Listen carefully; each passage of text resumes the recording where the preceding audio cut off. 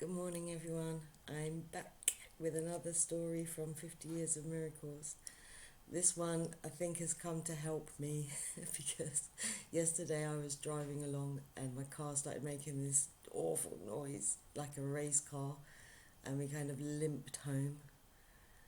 And it reminded me of this parable David told, and it is chapter 22, and it begins with this principle.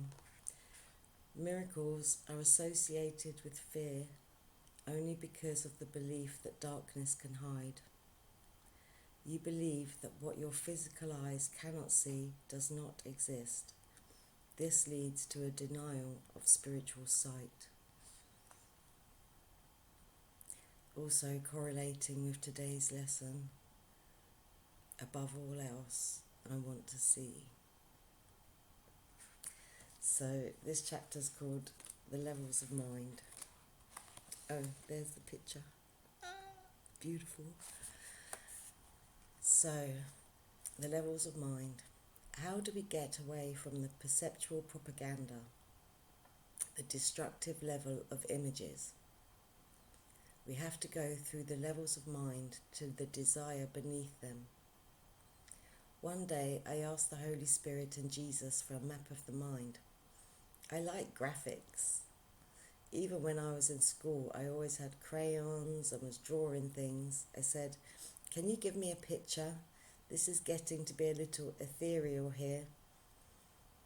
And I received a picture of concentric circles, which culminates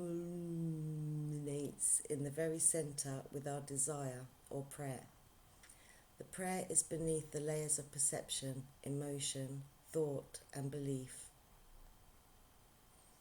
I would have loved that map earlier in my life because that would have helped clear up a lot of confusion when I was out there on the surface trying to fix things, trying to change things and make the world a better place.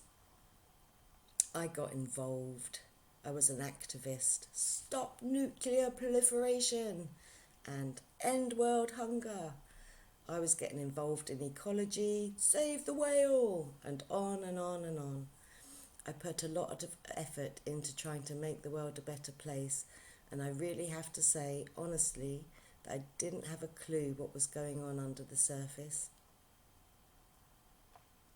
Jesus says in the Course, truth will be returned to your awareness by your desire, as it was lost by your desire for something else. In the sleeping mind, desire is the point of prayer, and Jesus is telling us that truth will be returned to us by the desire, the prayer of our heart, not by our belief, emotion, perception or thought. This ego belief generated lots of thoughts, a whole thought system based on the belief in separation. These thoughts generated a lot of emotions, fear, guilt, shame, pain, and anything that you can imagine, all come from this belief in separation. You can believe things about your thoughts themselves as well, but most people do not believe that their thoughts are powerful. Often, all that is believed about them is that there are these little things whirling around in the mind, which they associate with the brain and think, it's a good thing people don't know what's going on in there, because they'll know how crazy I am. One day, my friend asked me to take a ride in her car, and as she was driving along, she said, "Did you hear that?" I said, "What?" She said, "That sound. Did you hear that sound?" I said, "What sound?" She said, "Did you hear that sound my car made?" And I said, "What sound?" And then we drove a little further, and she said, "There it is again. Did you hear that?" And I said, "What's that?" She said, "That sound. My car does not make that sound. It's not a good sound. I know my car. I drive my car. I know how it sounds when it's running good. And that sound, did you hear that sound? That's really not a good sound. There's something wrong with my car, and I think I should take it to a mechanic." She was repeating this in different ways as we were driving along. So we did one of my levels of mind sessions right there in the car. It took my friend down in her mind to the point where she began to question her perception of the sound. While we were driving, she started to question that she knew what the sound was, that it was a bad sound, the sound cars should not make. If you carry this work in deep enough, your whole profession could get unravelled. I have done this with mechanics and they go crazy. We got so deep into it to the point where I said, you actually think that you perceive a problem, and I'm telling you it's not so. It's absolutely not true that there is a problem. She was so convinced that the sound was indicating a problem with the car.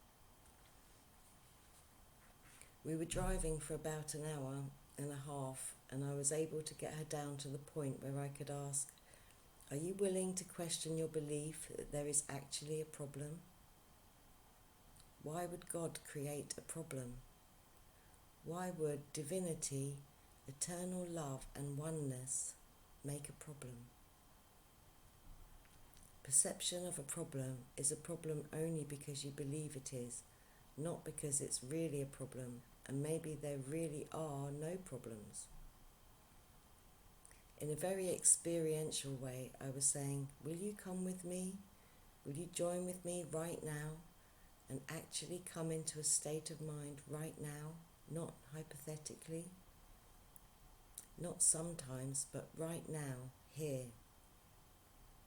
She had been a student of mine for some years, so she joined with me, and we went all the way down to the point where she got the point.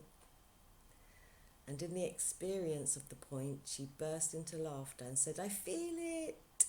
I actually feel the experience of it. Then she said, do you notice? And I said, notice what? She said, the sound has gone. And I said, what sound? Next chapter, hot thoughts. I was in Florida with a friend who travelled with me, and we were in the joy of the course, going to gatherings and sharing and shining. One day we were driving along and she was sitting up in the front seat next to me.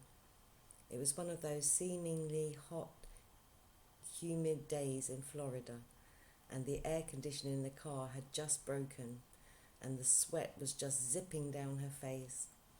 It was a Sunday and nothing was open, and she said, oh, I'm dying, it's so hot. I was driving along happily and I said, oh, you're having hot thoughts.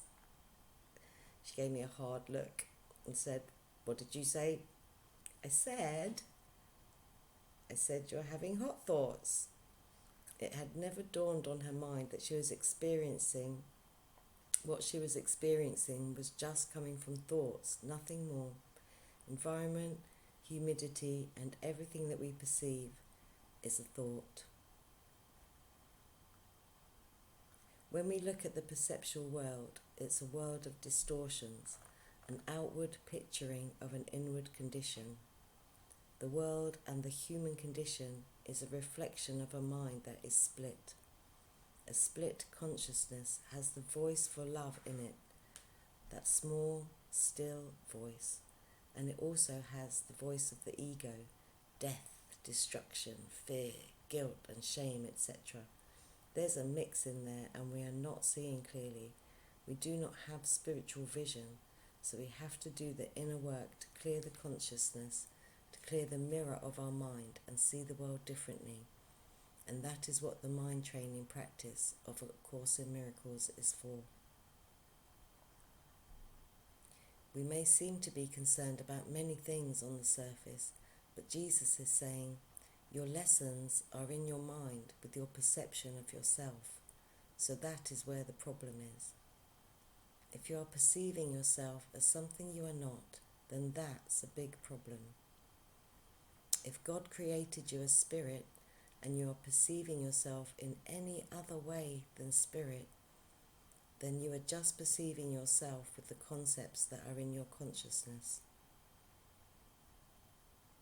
Jesus says in the Course, there will be some confusion every time there's a shift, but be you thankful that the learning of the world is loosening its grasp upon your mind.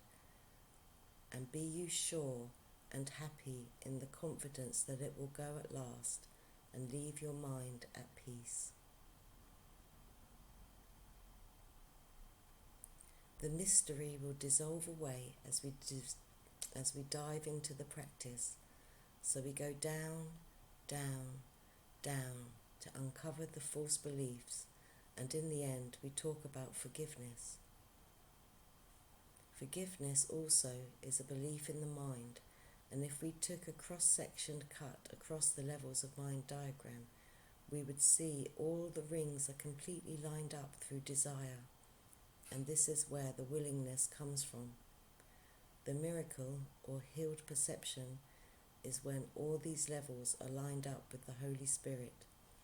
They all must come into alignment from a willingness to be healed at the core, and then everything else lines up. The willingness to open up and to heal is our life and devotion.